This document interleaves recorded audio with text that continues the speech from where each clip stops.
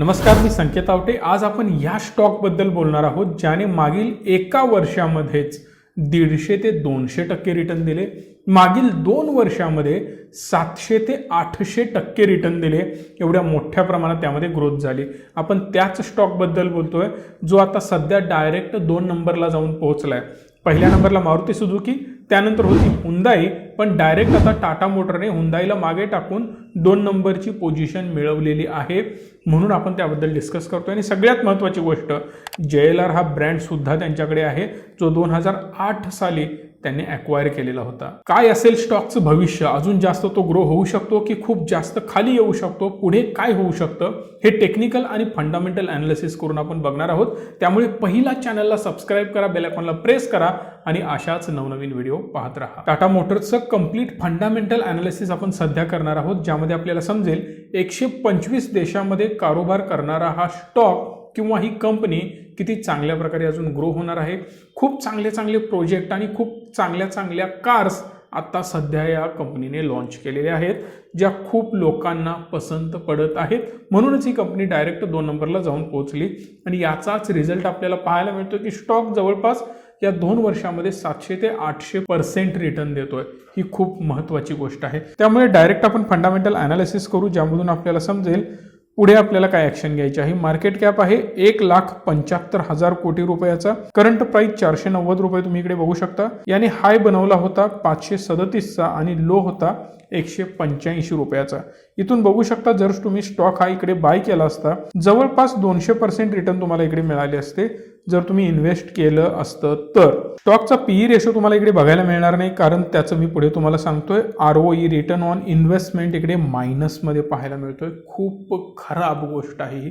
जवळपास -23 तुम्हाला इकडे पॉईंट्स पाहायला मिळतात। याचं एकमेव कारण कंपनीचं डेट खूप जास्त आहे।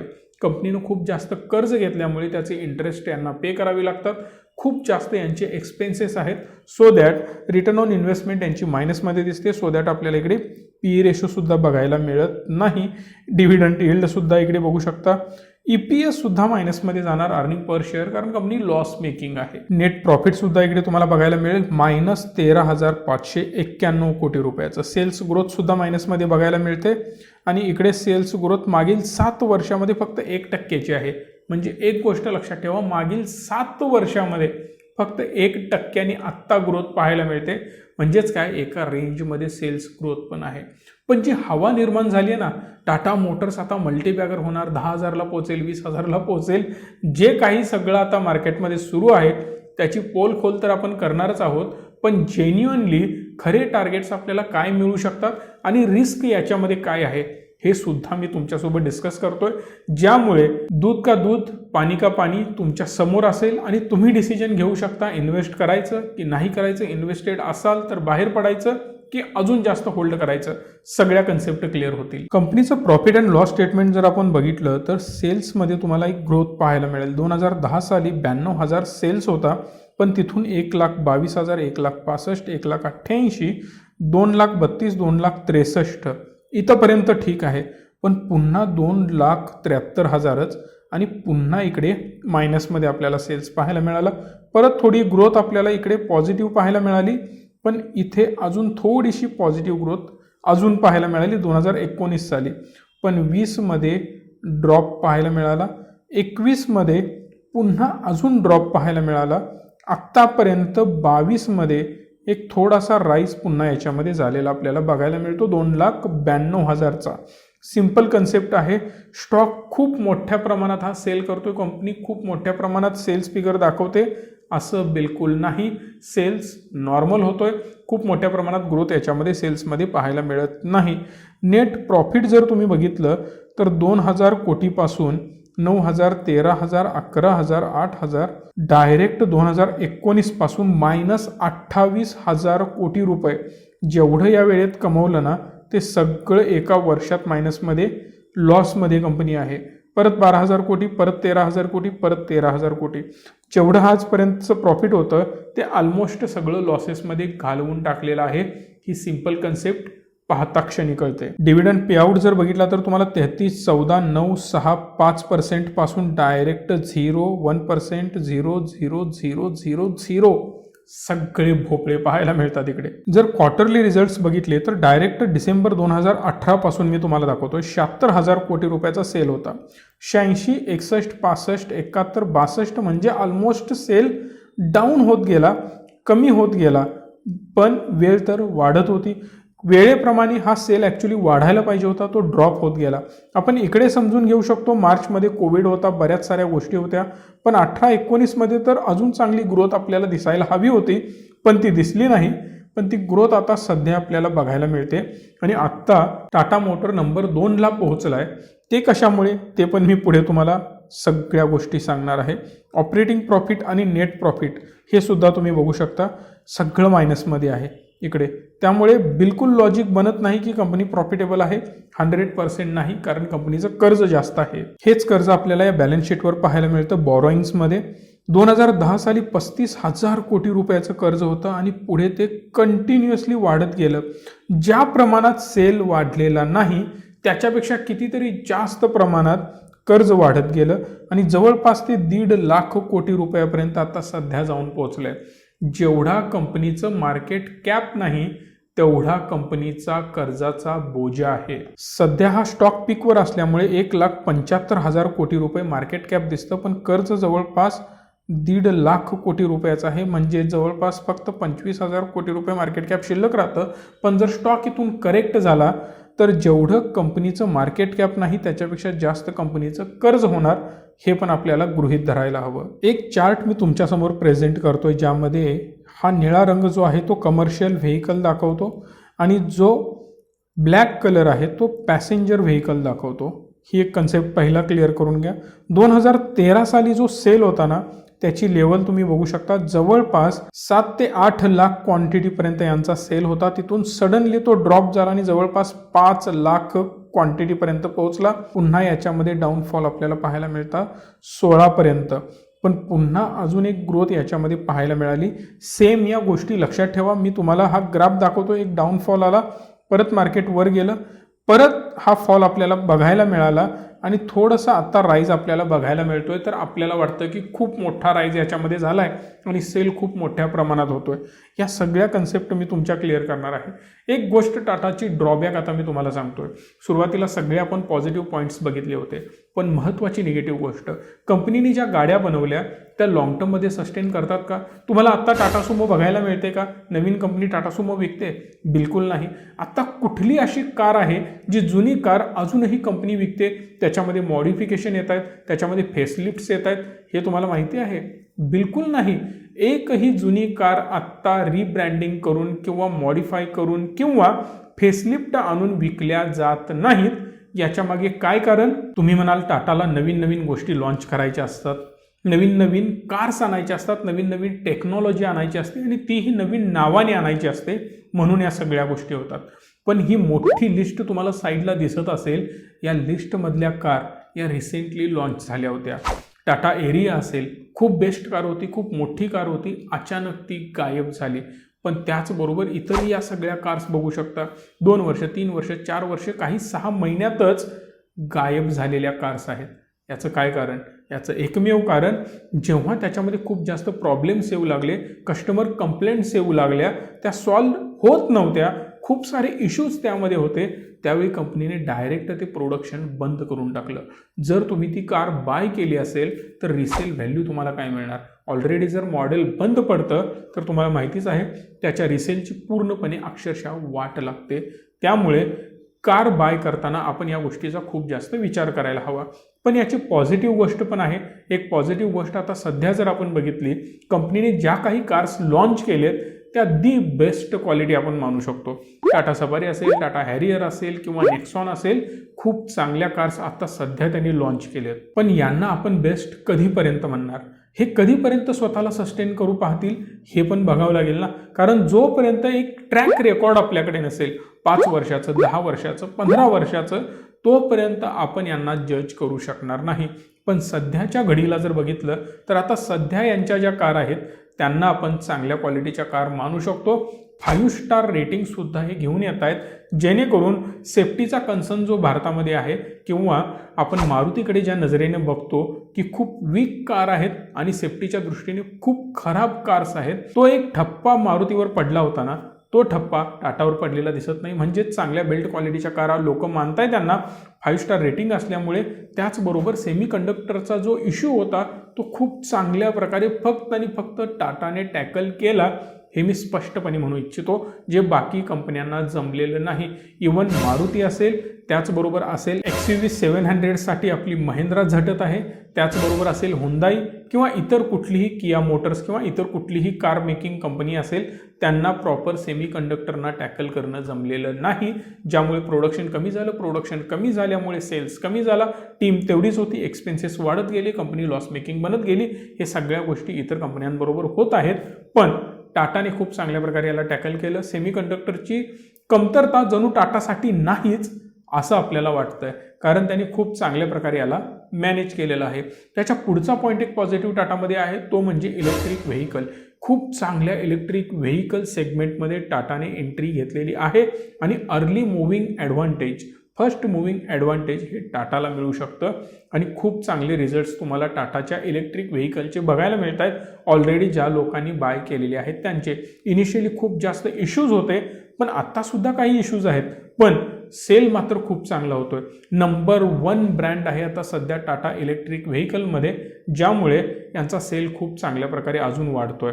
सोबतच टाटा पॉवर यांच्याकडे आहे, टाटा एलेक्सी आहे, ज्याचा वापर करून एक इन्फ्रास्ट्रक्चर बनवायचं सुद्धा हे काम करतायत, ज्यामध्ये इलेक्ट्रिक चार्जिंग स्टेशन्स असतील, पॉवर स्टेशन्स असतील, त्याला पॉवर पुरवणं असेल, गाड्यासुद्धा यांच्याच असतील, त्याला आपण चार्ज करणार जेणेकरून आपल्याला काही डिस्काउंट मिळू शकतो फक्त टाटाच्या कारसाठी. असे अनेक प्लॅन्स यांचे पुढे जाऊन आपल्याला बघायला मिळू शकतात. सोबतच टाटाच्या काही बसेस आणि ट्रक्स सुद्धा आपल्याला इलेक्ट्रिक पाहायला मिळतील, हे त्यांचं विजन आहे आणि JLRला सुद्धा ते कम्प्लिटली इलेक्ट्रिक बनवण्याचं काम करणार आहेत. एक मेजर ड्रॉबॅक जर तुम्ही बघितला ना, तर जॅग्वार लँड रोव्हर टाटाकडे आहे, खूप चांगली गोष्ट आहे, खूप बेस्ट प्लॅटफॉर्मवर त्यांच्या टाटा मोटर्सच्या कारसुद्धा इतर बनतात, पण JLRचा जो सेल आहे तोच टाटा मोटरमध्ये जवळपास 80% आहे. हो, तुम्हाला काय वाटलं? JLRचा सेल खूप कमी आहे as compare to other vehicles, कारण त्या कार्स आपल्याला खूप कमी दिसतात म्हणून? बिलकुल नाही. जॅग्वार लँड रोव्हरचा सेल जवळपास 80% रेव्हेन्यू जनरेट करतो टाटा मोटरसाठी. खूप मोठ्या प्रमाणात ग्लोबली याचा सेल होतो, जी एक धोक्याची घंटासुद्धा आपण त्याला मानू शकतो, जेव्हा तुमचा रिव्हेन्यू एकाच सेगमेंटमधून खूप जास्त येतोय. ही मोठी रिस्क असते आणि बाकी सेगमेंटमधून रेव्हेन्यू खूप कमी होतो, ही एक रिस्की गोष्ट आहे. थोडासा याच्यामध्ये बॅलन्स असायला पाहिजे. हां, कमी जास्त रेव्हेन्यू असेल, पण त्याला काहीतरी रेशो असायला पाहिजे. डायरेक्ट 80% एक सेगमेंट तुम्हाला देतं आणि 20% दुसरं सेगमेंट देतं. खूप मोठ्या प्रमाणात ही तफावत जर तुम्हाला भरून काढायची असेल तर याचा सेल वाढवावा लागेल टाटा मोटरच्या अदर कार्सचा, तेव्हाच तुमचा खूप चांगला बॅलन्स पुढे जाऊन बघायला मिळेल. आणि तो आत्ता सध्या तरी दिसतोय, म्हणजे सेल वाढतोय, पण हा सेल कितीपर्यंत वाढायला पाहिजे याला पण काहीतरी असायला पाहिजे ना लिमिट. जर तुम्ही त्याच रेंजमध्ये सध्या आहात, आता पुन्हा मी स्क्रीनवर तुम्हाला दाखवतोय, जर याच रेंजमध्ये तुम्ही खेळत आहात तर सेल वाढला कशावरून? मागच्या तुलनेत थोडासा ग्रो झाला, बिलकुल ठीक आहे. इकडे पण ड्रॉप झाला होता, थोडा वाढत वाढत इथे पोहोचला, ग्रोथ आपल्याला दिसली, पण पुढे काय झालं? पुन्हा ड्रॉप बघायला मिळाला. ही गोष्ट पुन्हा रिपीट व्हायला नको, हे महत्त्वाचं. आणि सगळ्यात महत्त्वाची गोष्ट, कमी पडतंय मारुती, कमी पडतंय हुंदाई, म्हणून त्यांचा प्रॉब्लेम आहे, सेल्स ड्रॉप होतोय. ऑलरेडी त्यांच्याकडे सेमी कंडक्टरची कमतरता आहे. एक गोष्ट मी तुम्हाला सांगू इच्छितो, 5 मुलं एका वर्गामध्ये शिक्षण घेतात, याच्यामधला हा जो मुलगा आहे ना, हा टॉपर आहे, याचा पहिला नंबर येतो. पण बाकीची मुलं 2 नंबर, 3 नंबर, 4 नंबर, 5 नंबर जे असेल ते, पण जेव्हा या 5 नंबरच्या मुलाला मोठं व्हायचं आहे ना, तो पहिला नंबर त्याला मिळवायचा आहे ना, तर तो काय करेल? काहीच करणार नाही. जेवढं काम चालू आहे त्याचं तेवढंच सुरू राहील. पण ही जी बाकी 4 मुलं आहेत ना, त्यांचं एज्युकेशन किंवा त्यांचं नॉलेज, त्यांचा अभ्यास करण्याचा वेळ हा ते कमी करतील, यांचं नॉलेज कमी होईल आणि हे स्वतःहून कमी मार्क घेऊन येतील. याला ऑलरेडी 70% आधीपासून पडत आहेत आणि या बाकी सगळ्यांना 75, 80, 90 पडत आहेत. पण हा 70वाला 70वरच टिकून राहील, पण हे सगळे पुन्हा 60-45 वर येतील, जेणेकरून याचा पहिला नंबर येईल आणि आपल्याला वाटेल याने पहिला नंबर कमावला. बिलकुल नाही, या सगळ्यांनी कमी मार्क्स आणले म्हणून त्याचा पहिला नंबर आला. ही थोडीशी गोष्ट मला आत्ता टाटा मोटरमध्ये दिसते आणि टाटाने यावर खरंच फोकस करायला हवं. याला सेलिब्रेट करून काहीच अर्थ नाही, पण ती ग्रोथ तेव्हा दिसेल जेव्हा या बाकीच्या कंपन्यासुद्धा फुल फ्लेजनी चालतील, त्यावेळी आपल्याला ती खरी ग्रोथ दिसेल. जर आपण याचा चार्ट बघितला तर तुम्हाला बघायला मिळेल डेली टाइम फ्रेममध्ये मी दाखवतोय एक असा flag and pole pattern type हा बनवतो आणि त्याच्यानंतर वर एक ब्रेकआउट देतो. सेम गोष्ट होऊ शकते, पुन्हा एक थोडंसं आपल्याला करेक्शन बघायला मिळेल आणि पुन्हा एक अप ट्रेंडमध्ये हा स्टॉक गेलेला दिसून येईल. बिकॉज आता सध्या ज्या सगळ्या गोष्टी सुरू आहेत टाटाच्या फेवरमध्ये सुरू आहेत, सो आपल्याला एक अजून चांगल्या प्रकारे वरच्या दिशेने हा स्टॉक जाताना आपल्याला बघायला मिळेल. आणि सगळ्यात अजून एक गोष्ट मी तुम्हाला दाखवणार आहे, ती पण महत्त्वाची आहे. टेक्निकली आपल्याला वाटतं की स्टॉक हा अजून वर जाऊ शकतो, पण जर मी याची टाईम फ्रेम चेंज केली, डेलीवरून जर याला विकलीवर घेऊन आलो, तर एक गोष्ट खूप महत्त्वाची बघण्यासारखी आणि शिकण्यासारखी आहे. ती काय आहे हे बघू शकता. आता सध्या स्टॉक हा हायेस्ट पोहोचला होता 535 समथिंग या रेंजमध्ये, पण याच्या आधी पण हा आत्ता सध्या मी 2022 बद्दल बोलतोय, हा स्टॉक हायेस्ट पोहोचला होता 535 रुपयापर्यंत. ही सध्याची गोष्ट म्हणजे 2021 मध्ये मी बोलतोय, पण 2016 मध्ये सुद्धा हा पोहोचला होता 600 रुपयांमध्ये. जर हा तुम्ही आधी बघितलं 2013 मध्ये 2014 मध्ये हा पोहोचला होता 650च्या आसपास 2014 मध्ये, आणि हा आत्ता जो हाय आपण बघतोय तो जवळपास 2017 मध्ये बघतोय. पण एक गोष्ट याच्यामध्ये लक्ष देऊन बघण्यासारखी आहे, 97-98 ला सुद्धा याची प्राइस तेवढी होती. 1997 साली किती 560 रुपये. इथून सरळ हा स्टॉक खाली येत होता. जर तुम्ही 1997 ला यामध्ये इन्व्हेस्ट केला असाल आणि 2009 मध्ये सुद्धा तुम्ही सेल केला असेल ना, तरी सुद्धा तुम्ही लॉसमध्येच असाल. एवढ्या वर्षानंतर सुद्धा जवळपास तुम्ही 10 वर्ष होल्ड केलं, पण तुम्ही लॉस मेकिंगच आहात. पण जेव्हा हा स्टॉक वर गेला तेव्हा कुठं तुम्ही प्राइस टू प्राइस बाहेर पडलात. खूप मोठं प्रॉफिट आपण याला मानू शकत नाही. ॲव्हरेज थोडंफार प्रॉफिट घेऊन यातून तुम्ही बाहेर पडता, तेही जवळपास 20 वर्षांनंतर. ही खूप दुर्दैवी गोष्ट आहे. पण पुन्हा इथून स्टॉक करेक्ट झाला, पुन्हा वर गेला, पुन्हा मोठं करेक्शन आपल्याला बघायला मिळालं कोविडमध्ये आणि पुन्हा त्याच लेवलला जातोय. जेव्हा हा स्टॉक या लेवल्स ब्रेक करेल ना, तेव्हा आपण म्हणू शकतो की हा पुढे जाऊन काहीतरी करू शकतो. आणि या सगळ्या गोष्टी फक्त या टेक्निकल ॲनालिसिसवर नाही होणार. का नाही होणार? आपल्याला जोपर्यंत याचे चांगले रिझल्ट्स बघायला नाही मिळणार, फंडामेंटली स्टॉक अजून स्ट्रॉंग बनणार नाही, तोपर्यंत यामध्ये इन्व्हेस्ट करणं मोठ्या लेवलला थोडंसं रिस्की मी म्हणू शकतो. ही एक समोर आपल्याला डायरेक्ट ट्रेंड लाईन दिसते. आता ही ट्रेंड लाईन जेव्हा ब्रेक होईल ना, तेव्हा थोडंसं आपण अजून पॉझिटिव्हली याला घेऊ शकतो. पण ही ट्रेंड लाईन जी बनते, या ट्रेंड लाईनला रिस्पेक्ट करून हा पुन्हा खाली येण्याचा प्रयत्न करतोय. बट आय थिंक हा ही ट्रेंड लाईन ब्रेक करून थोडंसं वर जाण्याचा प्रयत्न करेल आणि पुन्हा रिव्हर्स होण्याचे चान्सेस मला दिसत आहेत, जर कंपनीमध्ये अजून चांगल्या गोष्टी नवीन नवीन येत नसतील तर. सध्या जर कंपनीकडे तुम्ही बघितलं तर इलेक्ट्रिक व्हेकलमध्ये ही कंपनी खूप चांगल्या प्रकारे काम करते. इलेक्ट्रिक व्हेकल सेगमेंटमध्ये कंपनीला पुढे जायचं आहे, पण ती जेव्हा जाईल तेव्हाच खरं. सध्या एक गोष्ट लक्षात घ्या, टाटा मोटर स्वतःहून काम करतं इलेक्ट्रिक सेगमेंटमध्ये म्हणून ठीक आहे, पण मारुतीने जेव्हा याच्यामध्ये इनिशिएटिव्ह घेईल ना, तेव्हा मोठा गोंधळ उडू शकतो. हुंदाई खूप मोठ्या प्रमाणात यामध्ये उतरेल, तेव्हा गोंधळ होऊ शकतो. टोयोटा येऊ शकते, इतर कंपन्या येऊ शकतात, किया मोटर्स येऊ शकतं. आता जो अवेअरनेस निर्माण करायचं काम आहे ना, तो टाटा मोटर करतोय. आयत्या बिळावर नागोबा बनून इतर सेगमेंट्स येऊ शकतात. मारुती स्वतःच्या गाड्या लॉन्च करू शकते. आता टाटाने ऑलरेडी अवेअरनेस निर्माण करण्यासाठी खूप मोठा खर्च केला आहे, खूप मोठ्या प्रमाणात इन्फ्रास्ट्रक्चर बिल्ट केलं आहे. सगळं बेस जो असेल तो टाटा मोटर बनवून ठेवेल आणि अचानक बाकी कंपन्या जर येऊन यामध्ये पडल्या ना, तर खूप मोठी रिस्क ठरू शकते. आणि तुम्हाला माहितीच आहे, टाटा मोटरपेक्षा निम्म्या प्राइसला गाड्या विकायला मारुती बिलकुल मागे पुढे बघणार नाही. खूप कमी प्राइसमध्ये मारुती गाड्या स्वतःच्या विकू शकतो. ही सुद्धा पुढे जाऊन रिस्क असेल आणि जर तसं झालं तर स्टॉक पुन्हा खूप मोठ्या प्रमाणात रिव्हर्स होऊ शकतो. त्यामुळे आत्ता जर इन्व्हेस्ट करणार असाल तर खूप साऱ्या पॉझिटिव्ह गोष्टी आत्ता आपल्याला बघायला मिळत आहेत, पण लॉंग टर्मच्या दृष्टीने जर आपण विचार केला तर तो बेस आत्ता सध्या मला तरी बघायला मिळत नाही.